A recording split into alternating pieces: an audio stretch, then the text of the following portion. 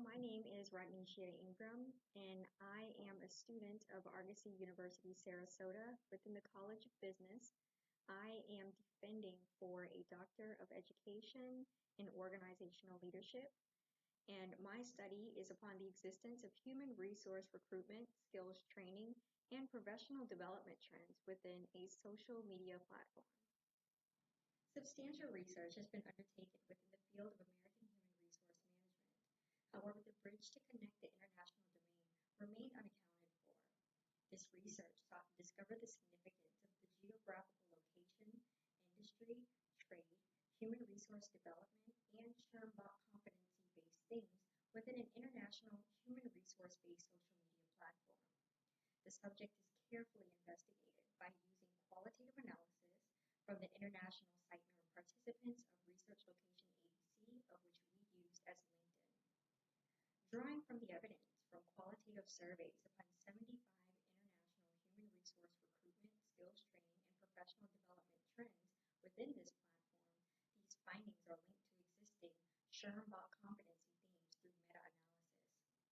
A theoretical framework regarding these themes are also discussed, in addition to future implications of human resource recruitment, skills training, and professional development trends. This dissertation defense will present key points that include the conceptualization, nature, and purpose of the study, a brief literature review, the research methodology, the data collected, the analysis process, including the findings and results, the summary, conclusions, implications, and recommendations.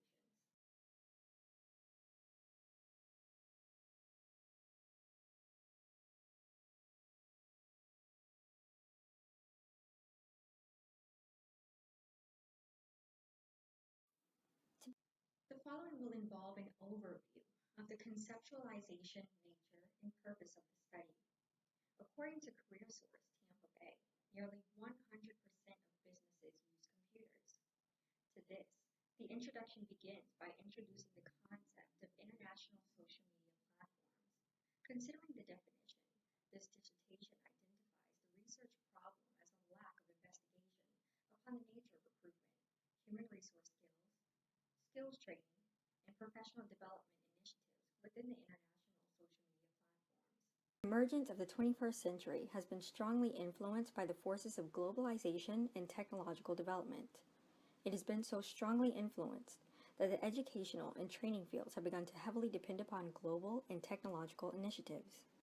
This study in its entirety is based upon the existence of human resource recruitment, skills training, and professional development trends within a social media platform.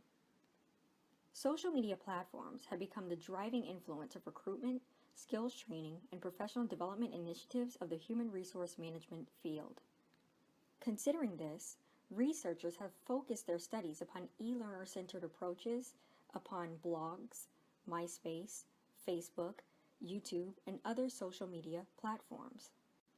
Chapter 1 describes the SHRM initiative of 84% of organizations report the current use of social media platforms for recruitment. Additionally, 9% of the organizations mentioned in the SHRM research study plan to use social media to recruit candidates in the future. Within this section, I found that the state of current investigation lacked upon the elaboration of international recruitment, skills training, and developmental-based constructs. So this study's purpose was to investigate the existence of human resource concepts within a contemporary online social networking environment. In dedication to contemporary human resource themes, this qualitative study offers perspectives of the vendors that provide human resource leadership.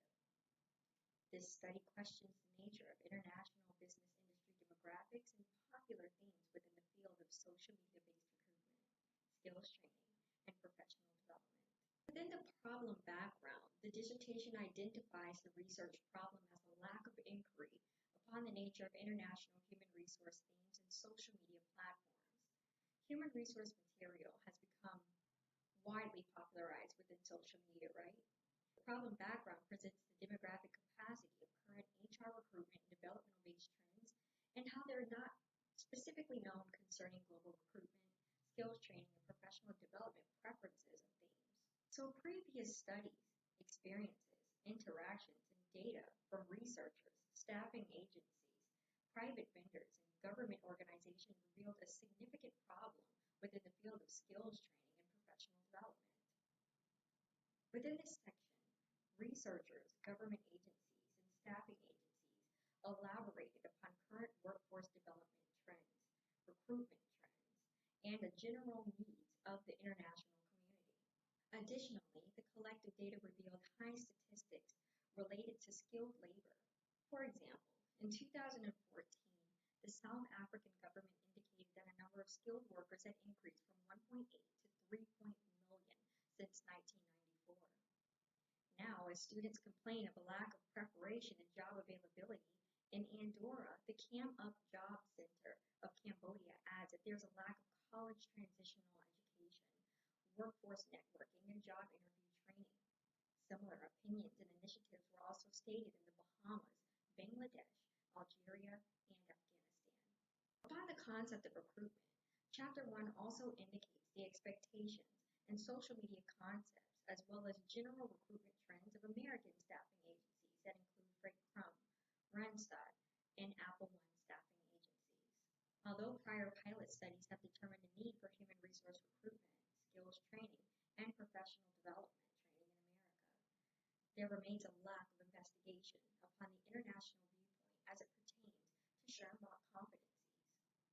As human resource material is widely popularized in social media, the research presents that the issue is also present within the idea that the international demographic capacity of current human resource recruitment and developments are not specifically known during the active use of social media platforms.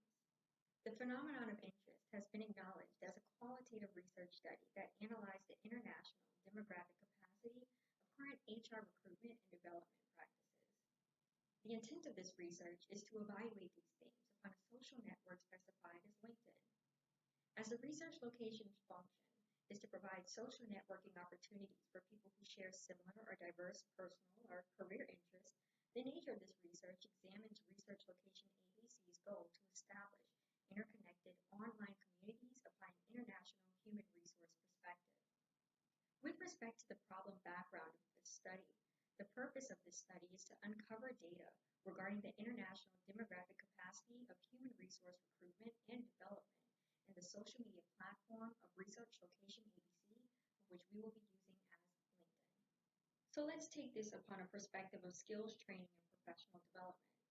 Anna Brown, writer for Pew Research, accounts that in 2015, there was a 68% increase in the number of American workers that required average or above average workforce preparatory and education, experience, and job training.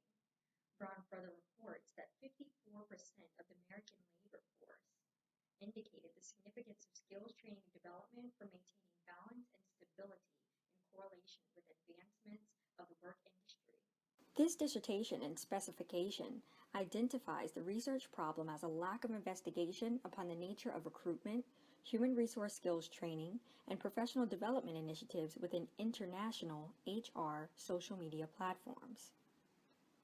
An example, the Society for Human Resource Management reports that 84% of organizations report the current use of social media platforms for the purpose of recruitment, and 9% report plans of using social media for recruitment.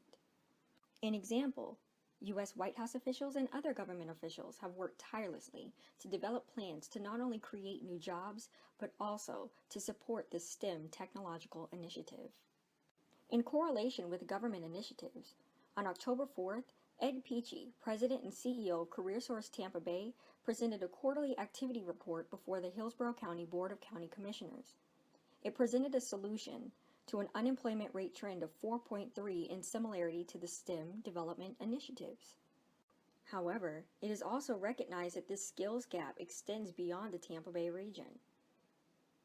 Researchers Robertson and Aquino have indicated that this may be a national issue. This skills gap, it requires individuals to increasingly embrace lifelong learning to remain competitive in a national economy. In support of this idea, this is why we have the U.S. House Committee on Education and the Workforce to elaborate upon these initiatives. And even the U.S. House Committee on Foreign Affairs and the U.S. Senate Committee on Foreign Relations extend this issue beyond national concerns. This study's objective is to investigate the existence of these recruitment, training, and developmental constructs within a contemporary human resource related social media platform. This study is qualitative in nature, and it will analyze the international demographic capacity of current HR recruitment and development practices within a US-based social media web service platform. This project's goal is designed to provide scholarly knowledge regarding the significance of human resource trends presented within the selected social media platform. This goal can be achieved through theoretical evaluation based upon the context of web platform metrics relative to participant data regarding leadership and navigation, ethical practice, business acumen, relationship management, consultation, global and cultural effectiveness, and communication. In addition, the intent of this research project is to also suggest the nature of these developmental findings can shape an understanding of the field of global human resource advancement. The output of this study is a source material that educational administrators and human resource leaders can embolden the existence of human resource development fundamentals most significant to the subject of global and cultural effectiveness. So let's dive into the content of the theoretical framework. All right, so now let's get into the theoretical framework, which is the review of literature. And we're going to start out with leadership and navigation. So throughout the course of this study, what we did was we had defined the leadership and navigational concept. And then we also found results from the study from Beckman, DeVos, and Valquier, which is a study that was based upon the correlation between educational administrator leadership styles and the development of new human resource practices for instructor onboarding. And I kind of correlated this also with human resources, as onboarding is a human resource concept. And the results revealed that both instructional and transformational leadership styles were directly associated with educational administrator-based job descriptions and organizational change objectives. So what this found was that leadership style was very important to the area of leadership and navigation. Now, what we also found is a study that measured the correlation between career development needs, and this research kind of really found that human resource practices were an effective way to increase loyalty, commitment to organization, and improve organizational performance by focusing upon employee career needs. And this was a study based out of Germany.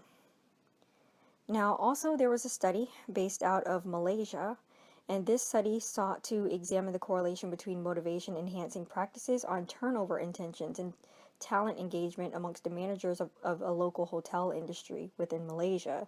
So the results indicated that certain motivation enhancing practices such as employee recognition, salary bonuses, and so forth had a significant negative relationship with the turnover intention of the employees. So what we found was within this Malaysia study, or what I found within the Malaysia study, was that the study of motivation and how a leader can motivate its employees is very important within the subject of leadership and navigation as well. It teaches you the motivation is practically the concept or the outcome that you're looking for with your employees while you're trying to practice leader and navigation within an organization.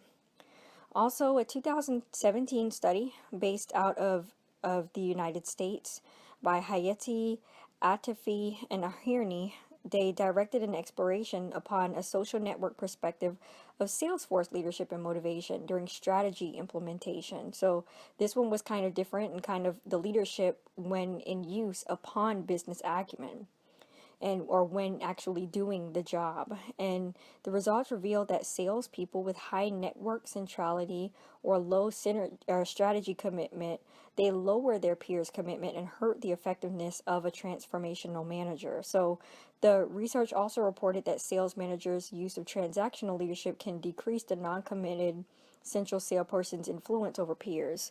So what we see here is that the use of leadership again is also very important upon the subject of motivation and motivating employees, and even in this case, motivating managers. In 2016, Sonny Giles of the American-based Harvard Business Review conducted a study that collected data from a participant sample of 195 leaders in 15 countries and 30 global organizations. So this was a big study. And the study requested that participants select the 15 most significant leadership competencies from a list of 74. Of the participant sample, 38% of the survey respondents regarded leadership guidance as a motivator and also a highly rated attribute. Now getting into the concept of ethical practice, we also found a number of studies, and those studies were also based out of different countries as well. And what we found was Gustafsson, he kind of explained the nature of how philosophical culture kind of developed within the area of ethics and even upon the area of utilitarian rights, justice, common good, and virtue-based ethics, of which are all used across several ethical guidelines in addition to that within the workplace, just based upon moral reasoning. We also define the subject of ethics as well, and ethical leadership as well.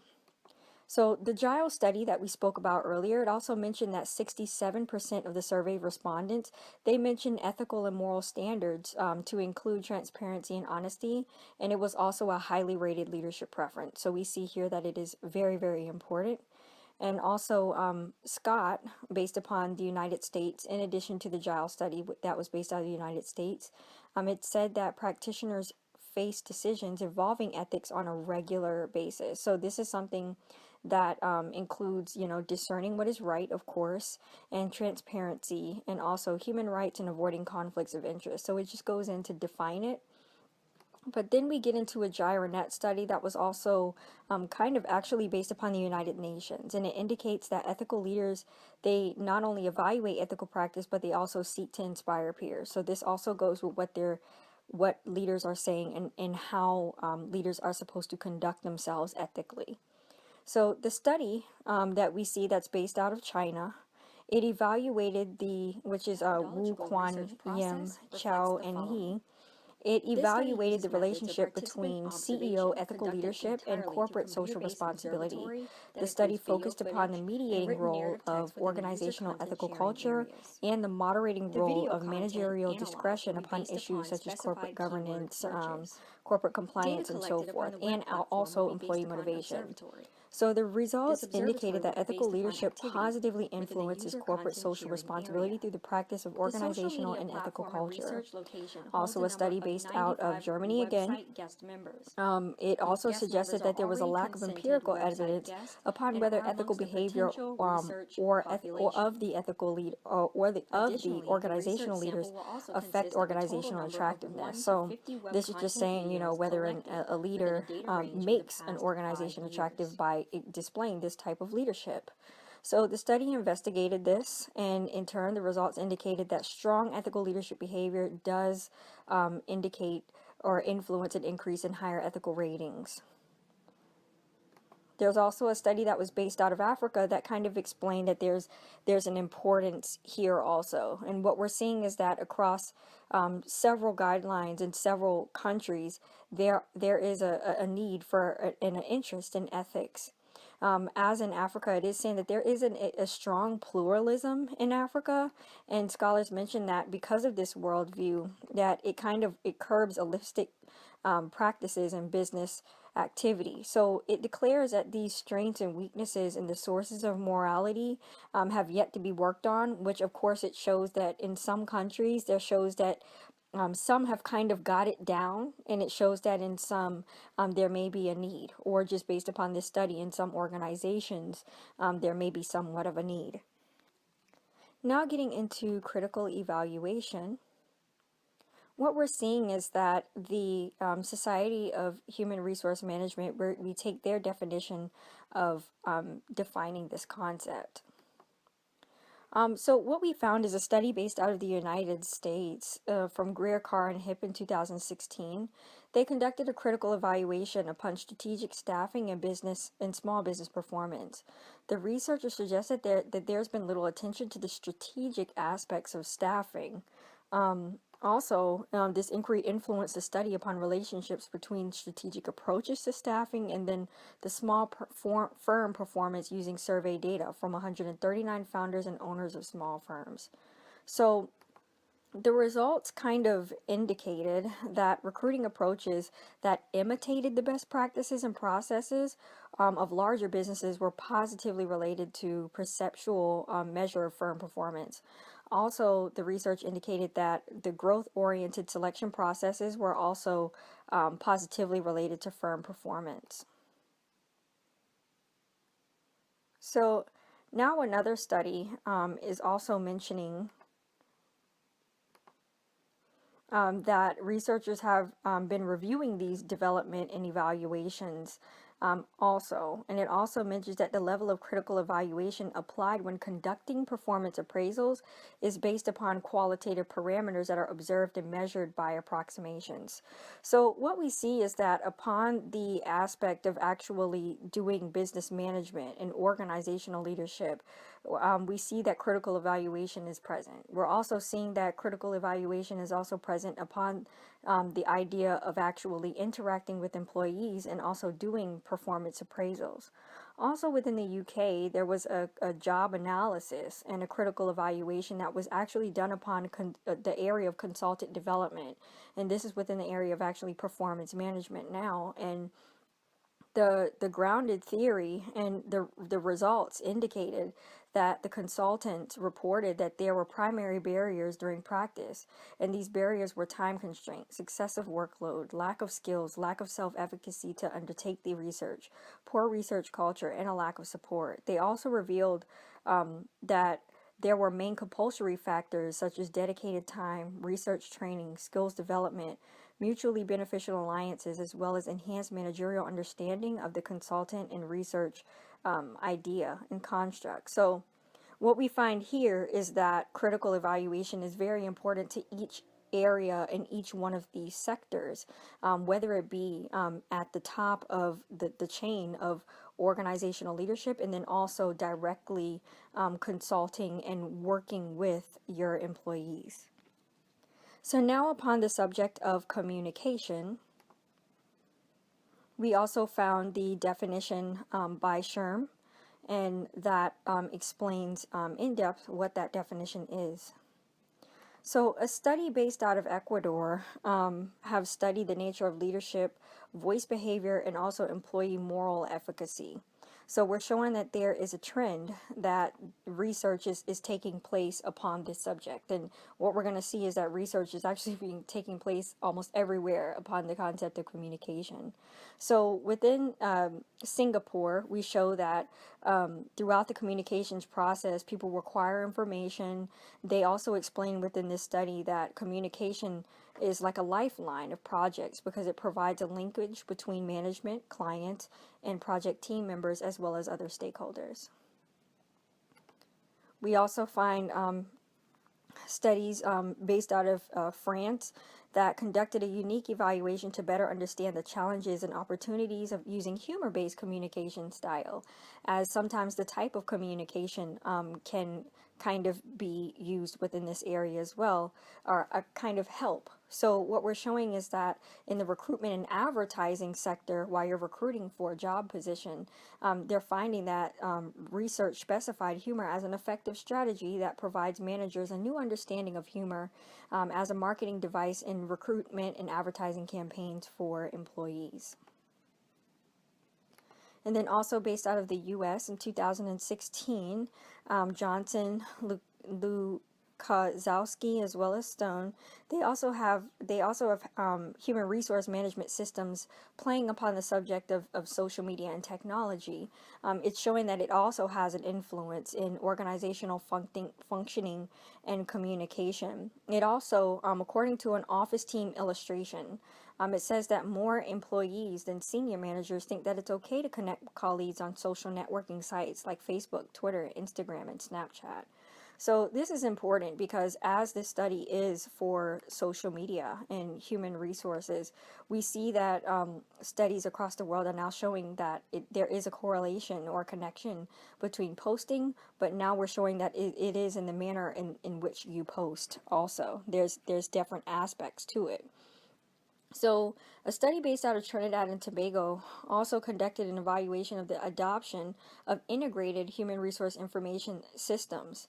And it showed that it provided insights into the innovations of developing countries that are implementing e government in public organizations. It says the major findings indicated that there was a complex interaction of technological, organizational, and environmental factors of which interacted, of which is now showing also that technology to be very important as it does add to the daily function of the actual job within places across the globe. Researcher Lalonda of the United States in 2011 also believes that an understanding of how communication technology challenges impact the success of teams within social media and organizations can reference best practices and develop processes and define policies to follow. So to this, researchers suggest that successful team implementation requires a combination of leveraging best practices specific to business and effective technological processes. So again, in the United States, Cordon Marshall in 2015, they conducted an additional study upon the hype and reality of social media use for work collaboration and team communication. Results show that traditional communication channels are used more frequently and considered more effective for team communication. In addition, the Cordon and Marshall results, they designate that the Generation X and Generation Y business professionals are quite likely to consider social networking tools to be like the primary tools for team communication in the future. So now there's a study based out of the Arabic countries as well that emphasizes that it's also important to acknowledge this reality in support of effective organizational communication and also relationship management strategies. So now upon the subject of relationship management, we're seeing that SHRM also outlines this and defines the concept. And within the UK, Wally and Wright in 2016, they describe relationship management as a function to improve effectiveness, quality of service, and also internal team structure. Also within the Arabic countries, it also states that they are researchers Quarishi, Raza, and Whitty in 2015 argue that the implementation of communication-based technological opportunities have improved the relationships between leaders and clients. Based out of Italy and also based out of France and other countries as well, researchers also reported the views upon marketing strategy, and they use this within Starbucks and also the Teavana Corporation, as the researcher mentions that the business relationship management strategy should include information sharing, emotion invoking, and action inducing content. So what we see is that what we're pulling out of that study based out of humor and also based out of the manner in which we communicate, we can also triangulate this based back into leadership strategy and how you communicate with your employees or even those that you're trying to get involved with, and it meshes into the area of marketing. And it was further recommended that brands should use various types of content, as we just explained, and focus on visual content and also prepare for and manage customer interactions appropriately to be successful on social media platforms. So, a study out of Peru, it sought to determine if teamwork is also related to adaptation in changing work environments among workers of the ADECO staffing agency. So, the researchers used both qualitative and quantitative interests that involved in-depth interviews and structured questionnaire, and the research results revealed that ADECO Peru evaluated the teamwork as positively related to the adaptation to changing work environments. So, as we could see, communication is very important within the area of also change management. So, the University of California, Santa Cruz indicates that the client and employee relationship and relationship management to comprise of 4 themes and also involve an understanding of what the individual is asking for and needs, which is very important, and also executing or delivering what the individual is requesting and predicting what the individual will need in the future. So, by delivering targeted communications to respond to these individual needs, the communication is kind of being transferable also within this right because it is also working as an agent to relationship management and managing relationships. Also, a study out of China also says that recent studies suggest that managing conflict and trust can also reinforce each other to support diversity and synergy within the area of managing relationships internationally. Also, researchers of the United Kingdom identify the stakeholder relationship management maturity approach as a method that assists organization in the act of successfully implementing a stakeholder mindset or culture developed through a process of reflection, action research, and continuous improvement. So what we're also seeing is that studies also indicate that Maslow's hierarchy of needs theory also focuses upon relationship management and pulling from the needs of your clients as well as your stakeholders, as it focuses on internal or intrinsic drivers of behavior that require leaders to understand and identify their workplace. So these 5 basic needs, as we know, consist of physiological needs: safety and security, belonging and love, esteem, and self-actualization. So in a professional right, it's just a matter of figuring out how you can incorporate that within your company. So what we're seeing is that across several different other countries as well, they explain that an increased understanding of these factors upon member motivation can not only contribute to relationship management initiatives, but also towards global and cultural effectiveness. And this is by scholars Shin, Sharma, Ediger, Shapiro, and Farah in 2011. So now upon the concept of global and cultural effectiveness, we see that our presidential administration is kind of working upon that, as Vice President Mike Pence has indicated that commerce and cultural competency as central to both the economic prosperity and well-being of international partners.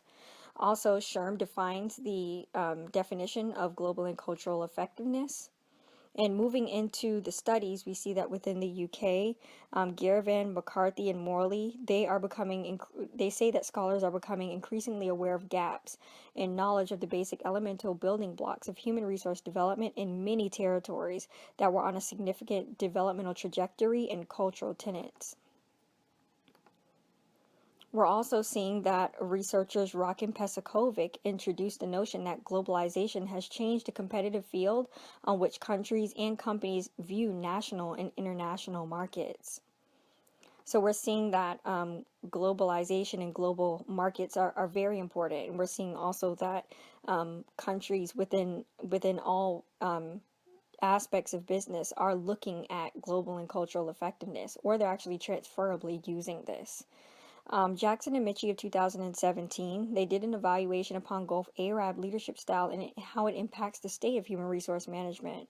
And what they said was that researchers suggested that to be effective, human resource leadership policies and practices need to be crafted and implemented to work in alignment with the business's culture. And as we know, within an international business, it should be aligned with global and cultural effectiveness in international cultures. So, Gert Hofstein, his dimensions of culture seek to analyze the nature of global culture and understanding. And within the United States, there was a study that was conducted upon the engagement in influential cultural events and the development of cultural competence. And this is done by Richard, Sierra, Condren, Wilder, Dolowit, and Wang in 2015. And the researchers explained building upon the assumption that international experiences influence growth in employees' cross-cultural competency. So, in further example, they conducted an analysis, and it was of 85 United States-based undergraduate students that were working and both studying abroad. And they wanted to study cultural experiences that were encountered during international living, actually. And the study concluded that of these two studies, collectively present in innovative and viable supplement to international emergent experiences for the development of international intelligence, and they provided a useful tool for organizations in a rapidly changing, growing global marketplace. All right, so now upon business acumen. Now, what we're seeing is that within the United States, researchers proclaim that as the interest of international economy, it grows, it continues to grow for business. And it's important that leaders apply a global mindset and business acumen competency to operate effectively, as you must know what type of tasks are involved with a global business, of course. And this could be upon an area of policy or what have you. Also, studies within France also indicate in 2016 by Casimov, in the global knowledge economy, organizational employees play significant roles in the firm's competencies due to their personal competencies and the human capital that they constitute for modern organizations. So this can be based upon like an international employee type basis as hiring employees that are from different countries and the type of knowledge that they bring to the organization.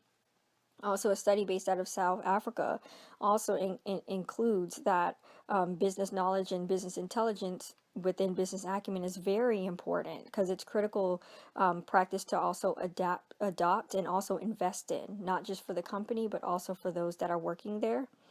Robertson and Aquino, 2016, they believe that the emergence of technological advancements also influenced the need for skilled personnel as well. And in 2016, Trujillo and Cole suggested that this is because knowledge has evolved around technological factors that many learners have become very comfortable with, thus also explaining the correlation between, or the connection between social media and its importance within business acumen now as well, and social networking. Also, Aquino, Robertson, Allen, and Whitty of 2017, they believe that the workforce market competition emboldens organizations and its stakeholders to form competencies that increase marketability through educational development. So now we're tying this need for social media, as well as the need for knowledge of social media, also with the concept of business acumen in knowing your job.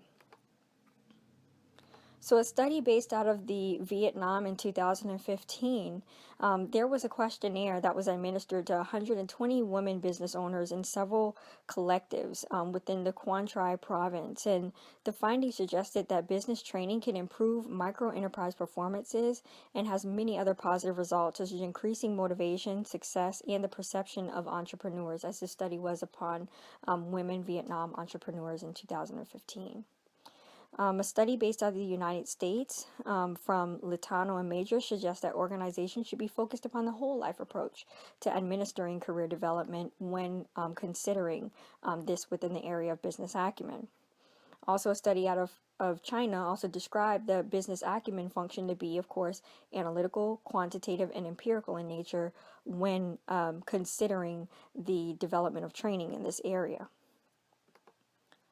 Also in the U.S., Signa and Vorbach 2017 described organizational management to consist of communication, decision-making, operations, as well as leadership competencies, thus tying literally all of the concepts of the Schoenbach competencies together.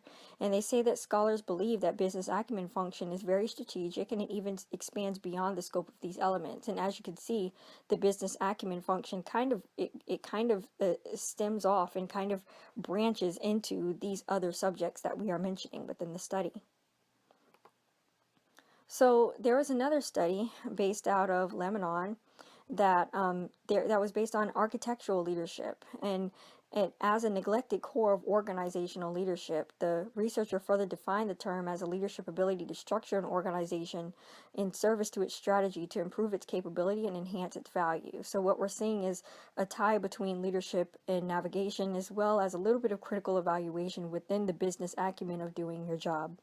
And what it's saying is all right, so also upon the concept of consultation, what we see is that the leaders of SHRM are defining the concept within the review of literature, the theoretical framework. What we also see is that leaders across the globe also imply that human resource management practices have decisive influence upon organizational change outcomes, as we know that consultation is very important to the area of organizational change, as that is the recommendation side of it. Also, researchers of the United Kingdom also suggest that the strength of the change resistance is affected by the leadership competency and communicative-based change management role of HR. So what we're seeing is that these concepts are now kind of triangulating with one another. Also, Anderson in 2016 said that skilled and organizational development of practitioners understand the dynamics of human systems and can intervene to encourage a healthy and engaging and productive environment, thus stating the importance of consultation. And also within the UK, again, researchers suggest that organizations need to think carefully about the role of HR during organizational change, and they also need to encourage HR to adopt a strategic change agent role. Also within the US, researchers discuss strategies to foster a consultative engagement to produce transparency, clarified expectations, accountability support, avoiding barter, and analyzing rewards and responsibilities. So John Carter also developed the 8-step change model out of the United States that kind of created these steps that would include the need for creating urgency, forming a powerful alliance, creating a vision for change, removing obstacles, creating short-term wins, building on the change, and then incorporating the changes within this structure, and then also communicating the vision, thus showing everything very important within the area and how all of these terms technically kind of correlate and connect with one another and can even actually be actually this one and the same when practicing one another. So these are our established research questions. So this project's goal is designed to provide scholarly knowledge regarding the significance of international human resource trends presented within social media platforms. This qualitative study in its entirety offers multiple perspectives pertaining to the presence of human resource leadership and the vendors that provide it. Considering this, the literary research goal will be achieved through theoretical evaluation of scholarly or peer-reviewed publications relative to the SHRM body of competency and knowledge themes. In addition, the intent of this research project is also to suggest that the nature of these theoretical findings can shape an understanding of the field of global human resource advancement. From this demographic, I hope to generate data based upon the following research questions. Which geographical locations are present within the human resource-based social media platform, and which geographical locations present the most participation within the human resource-based social media platform? Research question 2 indicates which industries and trades do the social media platform guests reflect or most represent. And research question 3, out of a list of leadership and navigation, ethical practice, critical evaluation, business acumen, relationship management, communication, consultation, and global and cultural effectiveness-based training and development themes, which of these do social media platform guests most prefer? The researcher seeks to gather information from the popular social media network known as LinkedIn. With over 500 million users, statistics report that 70% of LinkedIn users are from the outside of the United States. Demographic data mentions that of all users on LinkedIn, after the United States ranks India, Brazil, Great Britain, and Canada as a representation of the highest number of LinkedIn users. Upon the basis of recruitment, LinkedIn now has 3 million active job listings on the platform, and data reports a minimum of 1 million professionals that have published general posts on LinkedIn. According to CareerSource of Tampa Bay, nearly 3 out of 4 companies use staffing companies to help find qualified employees. In addition, there are currently about 20,000 offices placing temporary workers nationwide, and 18 to 20% of temporary workers find permanent work through their assignments. Considering international staffing and social media, collectively, researchers and recruiters of the following locations and organizations explain the need for social media through the concept of digitization, communications, job recruitment, leadership capabilities, and government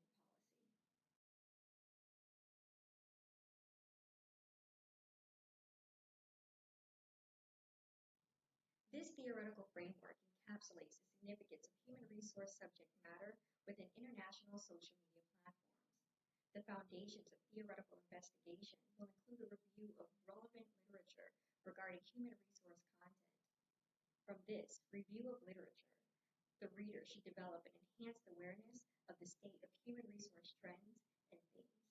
This research design of the study was to evaluate the association between social media platforms in addition to the themes regarding human resource and career development through qualitative analysis.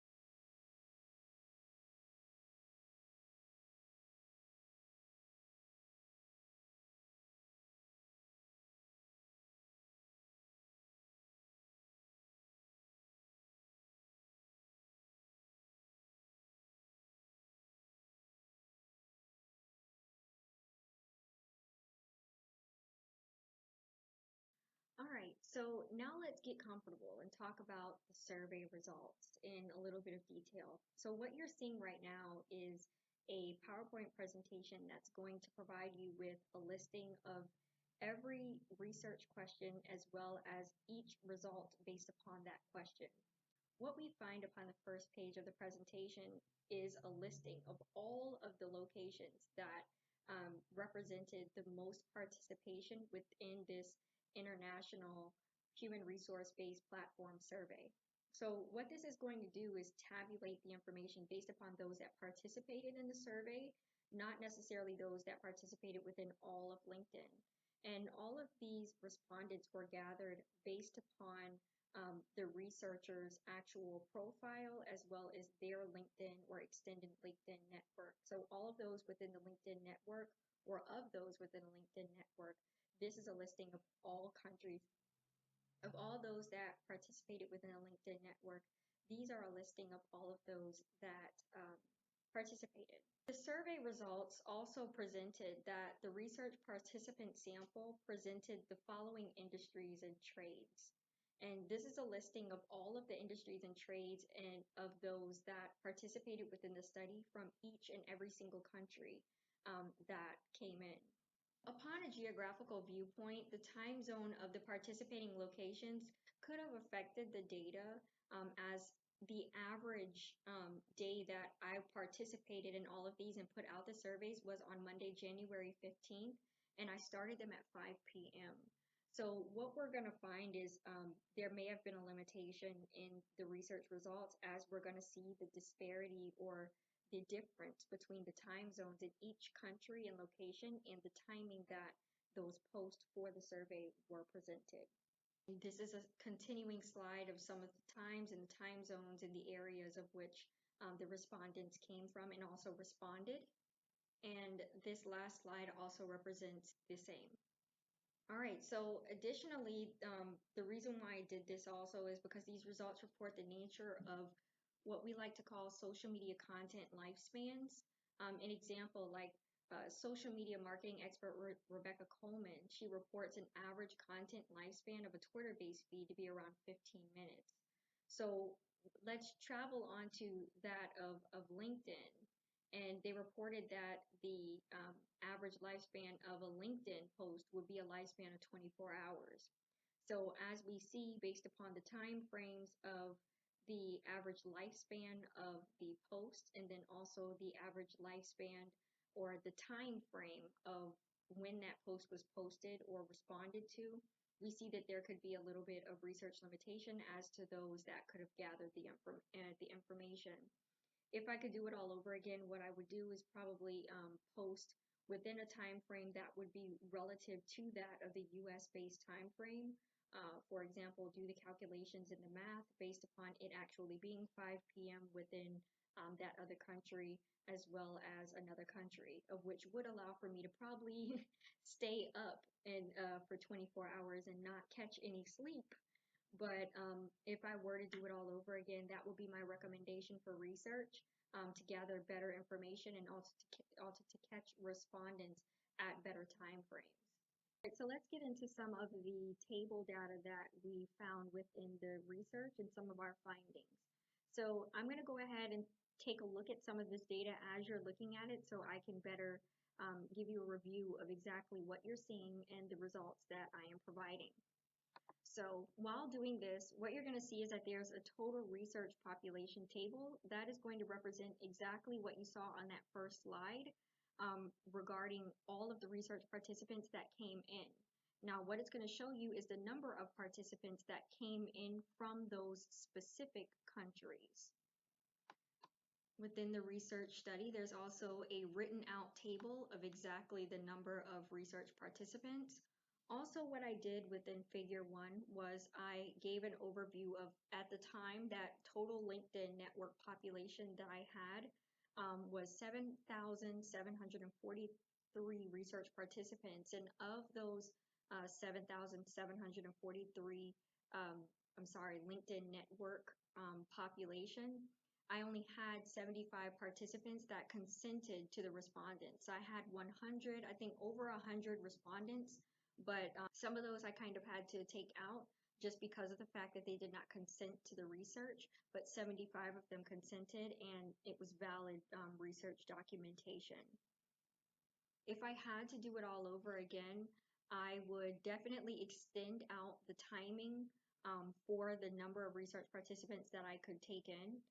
Also, for the nature of the survey tool that I was using, I would probably want to use more so of a survey tool that would probably represent SPSS or some other format, just because of the fact that if I were to extend and maybe have a goal of 7,000 participants, then I probably would want to collect a collection of more data, and probably I would change it into at that time I'd change it into a quantitative study. But as this is a qualitative study, I went ahead and took it from those 75 participants.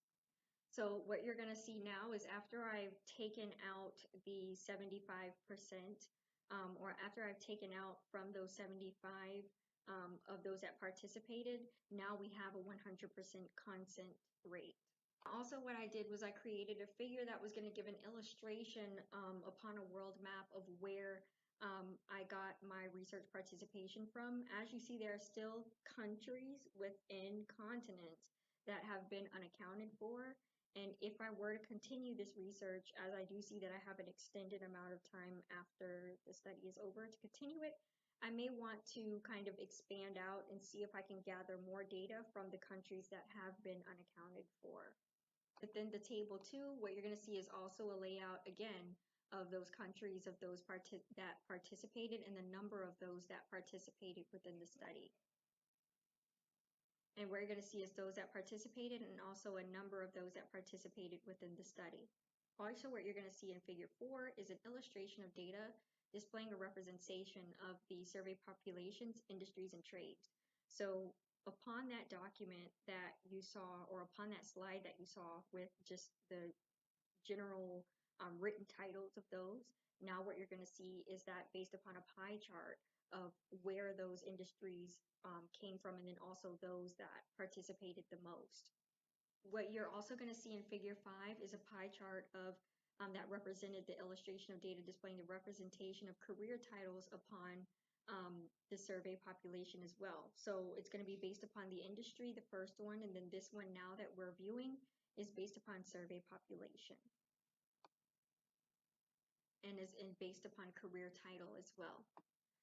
All right, so now getting into the research questions out of a list of human resource training and development themes. Which themes do social media platform guests mostly prefer? I did a breakdown of each theme based upon those listed themes, based upon the Schoenbach competency model. And upon the first one, what we saw was that upon business acumen, out of a number of 75 responses, we found that there were mixed reviews upon the business acumen competency. What I did prior to even presenting some of these themes, just to make sure that they had an understanding of the themes too, was that there was a presentation that embodied the definition of those themes. So that way they could have a better understanding as they were participating in the study and answering questions based upon these descriptions and themes. So again, under business acumen, what you're going to see is that 25 out of 75 of those responses kind of said that they gave it like a out of 1 out of 5. They gave like a number 4 rating of how uh, that it was almost important, but it wasn't the most important. Also, ringing in behind that was some voted that it was most important, and then also they had like mixed reviews.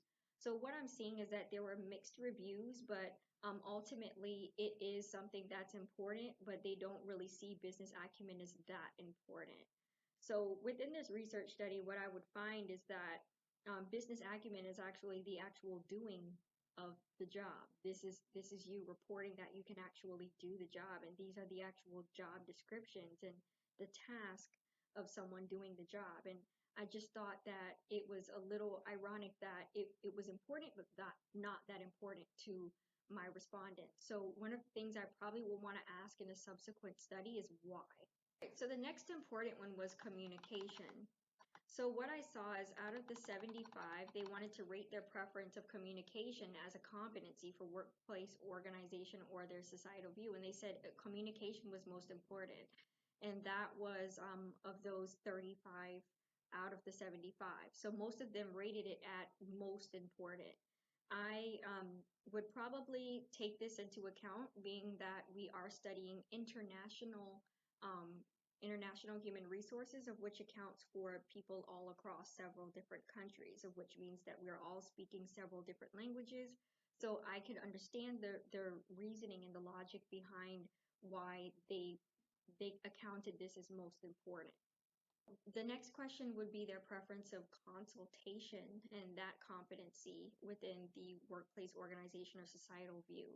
Consultation would be the act of doing consulting or the act of kind of giving someone advice or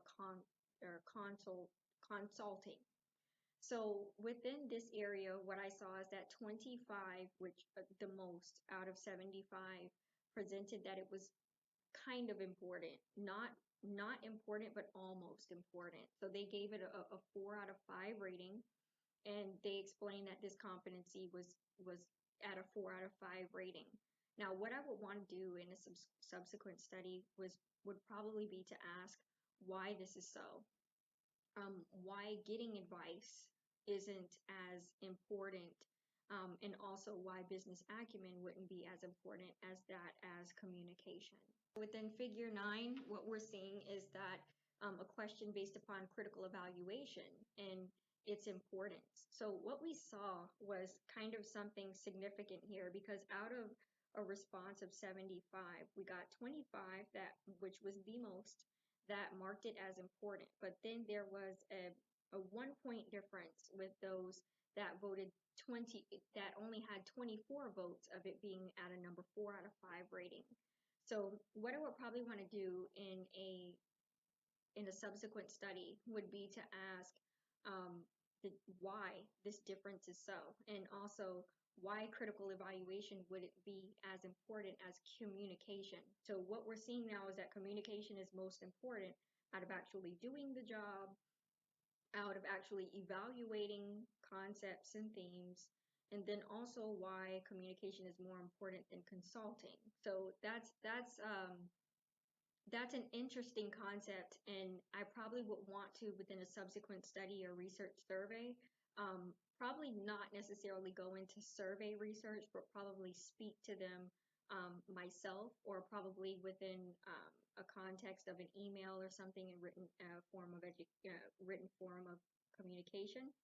But whatever form of communication, I communicate with them and literally ask them why these disparities are so. So this is figure 10A, which is the ethical practice competency, of which is practicing ethics. Now, within the first response with 10A, we had everyone that explained that ethical practice was very important. So ethical practice um, and also communication was very important. In addition to that, and that was 31 out of 75 respondents that voted it out of a 1 out of 5. And then also in 10B, it looked like there was an equal kind of representation of that, because in 10B out of 74, 27 voted it to be kind of important with a 4 out of 5 rating, and then 27 out of the 74 kind of a um, voted it to have like a 5 out of 1 out of 5 rating. So what I would want to do is, what I saw was, I just kind of wanted to test the validity of the results, and what I found was that information that we kind of looked at was that sometimes people can think in a certain way in one moment, and then the next moment they'll think in another way. So what I would want to do in a subsequent study is probably to ask why. That's one of the things that I'm missing within the survey is why they answered in the manner that they answered the research in. Going into figure 11, which is my favorite subject of global and cultural effectiveness, they are showing that out of the 75 number of respondents, there were 26 that accounted for it being of the most important. So they got 26 of them voting it at a 5 out of a 1 out of 5 rating scale. And then 23 kind of came in at it being most not that important. So what we're seeing now is that communication, ethical practice kind of had that disparity a little bit. So what we're seeing is that within communication, we're seeing that that was most important. Ethical practice was also important, and then global and cultural effectiveness is also showing as most important within that top 5 rating. What I'm showing is that why communication was most important, global and cultural effectiveness was important, and then also ethical practice was also important. I would take those themes, and then I would also take the ones that were kind of voted as important but not so important, and I would ask why they were answering these questions as such. Once I would figure that out, then I would also add kind of more information revolving why they answered in this way. So I feel like within this study, we gathered and we figured out the themes, we figured out where they are within the world and what people all over the world feel in regard to international human resource recruitment and things of that sort. So we know that they want a global theme. We know that they want understanding. We know that they want good communication, and we also know that they want like good ethical practice. But we're, what I want to know, what I want to know more of is why business acumen and actually doing the job itself and doing it right is not as important as the other themes. I also want to know why giving guidance is not as important as all of the other themes, as um, being within that type of a field um, probably isn't guidance based. But I probably want to ask that why consultation isn't important, as within a job interview you kind of get that consultation type feel. Um, Also, what I would like to know is why critical evaluation isn't important, because um, within that field, I want to know why critical evaluation isn't important, because in order to review a resume or do job evaluation or job descriptions, you would have to critically review information. It just seems like um, the actual technical theme of doing the job itself um, is less important than than just the behavioral or general nature of global effectiveness. So that kind of puts me in a realm to not say that the study was inconclusive, because we have definitely enough knowledge to know where they stand and where everyone from the world is, who answered the research, and then also where they stand in regard to these human resource themes, of which was exactly what we wanted to accomplish out of this study. But now what I would like to really know is why. and I'm still stuck on that. And I would hope that I can, within a subsequent study, answer the why as to why they answered in the manner that they did within the study. And then also, I would like to gather more information and kind of get that whole general overview of the entire world where we didn't account for within the study as well. Out of a list of human resource training and development themes, the survey respondents indicated communication, ethical practice, and global and cultural effectiveness as the most preferred human resource training and development themes. As displayed within figures 10A and 10B, the survey respondents reacted differently to an identical ethical practice question. Often researchers do this to test for credibility. Upon circumstance, these results indicate a psychological and cognitive neuroscience that present within the nature of human resource research. According to Dr. Arlene R. Taylor, no two brains on this planet are believed to be identical in structure, function, or perception. Upon individual cognition, Dr. Taylor explains the possibility that it is seldom that individuals consistently think the same thoughts, exhibit the same behavior, learn identical information, nor hear or interpret information in the same manner at any given time. This notion could also be supported under the concept of cognitive theory, of which states that human responses are governed by emotions, of which could cloud human logic or cognitive reason. So let's review over our results. Chapter 1 summarizes the international staffing needs and trends that drive the international recruitment industry. Chapter 1 also suggests social media as a possible counterpart to the growing initiative. The theoretical framework encapsulated the significance of human resource subject matter within international social media platforms. The foundations of theoretical investigation included a review of relevant literature regarding human resource trends and themes. This review of literature provided scholarly and professional vendor preferences regarding the human resource themes listed as leadership and navigation, ethical practice, relationship management, communication, global and cultural effectiveness, business acumen, consultation, and critical evaluation.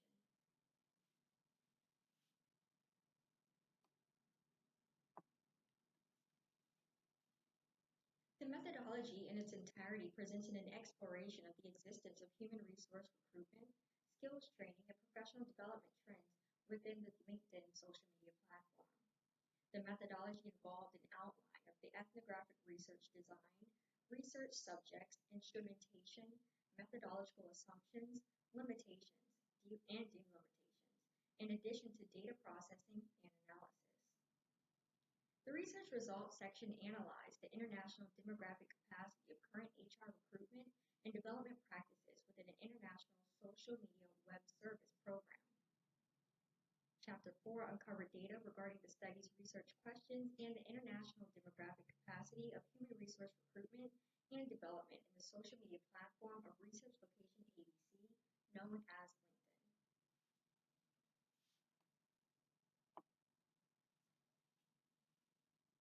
This study in its entirety offered multiple perspectives pertaining to the presence of human resource leadership. This study in its entirety offered multiple perspectives pertaining to the presence of human resource leadership, academic perspective, and the vendors that provide it. The review of literature focused upon the nature of international business industry research and popular themes within the field of social media-based recruitment, skills training, and professional development. This study has discovered that the basis for recruitment and developmental-based trends are now specifically known concerning global recruitment, skills training, and professional development preferences and themes. This study contributed to the current body of literature upon the subject of technology, global talent acquisition, and training.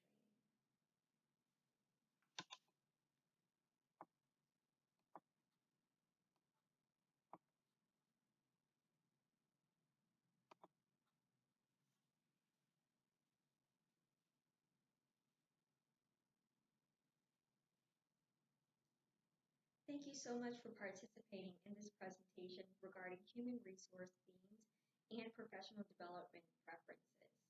If you have any questions, feel free to contact me within the area of perfectlydifferentconsulting.com.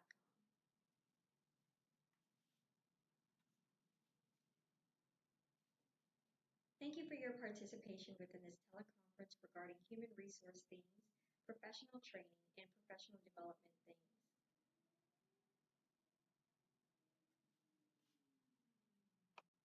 In summary, this dissertation identified the research problem as a lack of investigation upon the nature of recruitment, human resource skills training, and professional development initiatives within international social media platforms. This chapter includes a discussion of the findings, overall conclusions, implications for professional practice, and recommendations for further research.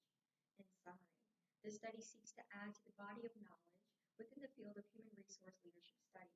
Therefore, this study within its entirety embarks on a comprehensive review of the existence of human resource recruitment, skills training, and professional development trends within the social media platform. This project serves as a low risk to the harming of human subjects due to the fact that it is not interactional. It does not require interviews. It's solely based upon computer-based observatory. From this project, participants benefit because they have the ability to receive limited, free resources to skills training, professional development, and recruitment. Academically, this research serves to add to the body of knowledge within the field of social media-based recruitment, skills training, and professional development in human resource management. So if you have any questions, I would be glad to answer any of your questions regarding the this dissertation and the data that was revealed within this study. So now I would like to turn this over to the research panel or to those that would have any questions relevant to the developments found within this study.